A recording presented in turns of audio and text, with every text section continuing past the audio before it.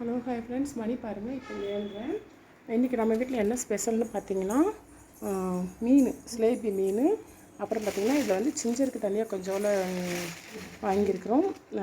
இது வந்து பார்த்திங்கன்னா நம்மளுக்கு சிக்கன் 1.5 கிலோ சிக்கன் வாங்கியிருக்கிறோம். இன்றைக்கி வந்து பிரியாணி, கிரேவி, பொரிச்சது, மீன் குழம்பு இன்றைக்கி எல்லாமே வைக்க போகிறேன். நான் எப்படி செய்யுங்கிற வீடியோவும் லென்த்து வீடியோவில் நான் போடுறேன்.